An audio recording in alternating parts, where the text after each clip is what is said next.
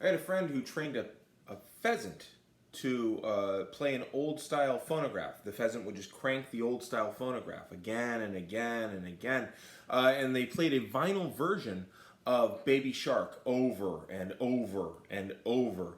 And I was fine with it through the appetizer. I really was. But at dinner, I just couldn't stand it anymore. Who could, right? It's a beautiful machine, but I had to put a stop to it. So I took my plate and I smashed the pheasant in the head. Because I know that you don't plate the player, you plate the game.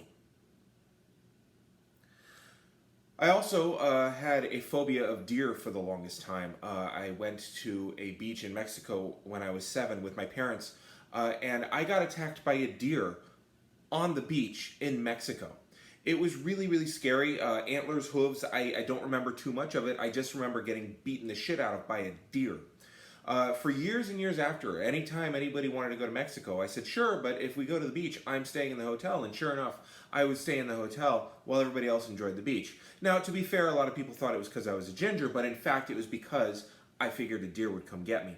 Finally, a friend of mine who hunted deer every year up in Michigan, he wanted to go to Mexico, and he wanted me to come with him. And he asked me, can you come with me? And I'll pay for everything. I said, that's fine, but I'm not going on the beach. And he says, why? I explained to him that when I was 7, I'd gotten attacked by a goddamn deer, and I'm not going to go back to the scene of the crime and have that happen again. He said, Damian, deer don't hang out on beaches. That was a freak occurrence. I said, it doesn't matter. It happened once. I fucking hate it. I ain't going to the beach. I can't stand the beach. I hate the beach. And he says, Damian, I'm a hunter. Don't hate the playa. Hate the game. Now, I'm going to finish here with a lesson in Roman history. There was this general who wanted to make Rome great again. So his name was Julius Caesar. You may have heard of him. He decided to go north and go into Gaul, which is now known as France. And he attacked a group of people called the Helvetii, which are now the Swiss. And he put lots and lots of holes into them and wiped a whole bunch of them out. It was kind of a cheesy joke, but you'll get it. And then he turned left for like 2 years and spent 2 years going up and down the coast, attacking different tribes of Gauls the whole time.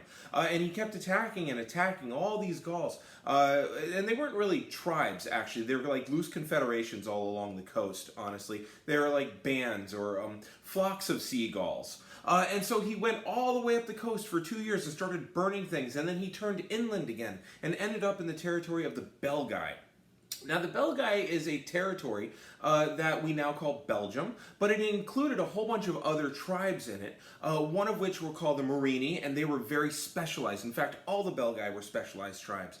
And this is not just Belgium, but it's like northern France, Pontauban, Brittany, Belgium, like I said, and there were different tribes, like I said, and the Treviri were amazing at riding horses, and they were a horse-riding people. And he ran into them, and Caesar had to figure out how to defeat people on horses, and he did because he's Julius Caesar. And then he ran into another tribe who was really, really good at metalwork. Those were the Morini.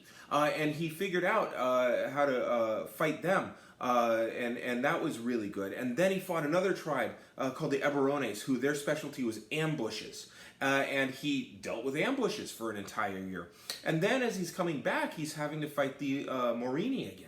And the reason is because the Morini are getting all kinds of weapons from north of them. So like the Brittany coast goes up to Britain and just across the water, and they were getting all kinds of metal. And the thing is that they had a special kind of metal. It was sharper and it would flake off. It wouldn't bend like Roman metal would. It would stay stiff. And they used a kind of wood in their javelins. And they weren't really javelins. They were more like lawn darts. They were about yay big. And they used this special kind of wood, this ash wood that was really, really dense from northern France because it was so cold. And they would throw these lawn darts at you, and then they'd charge up on you in this kind of shock attack force.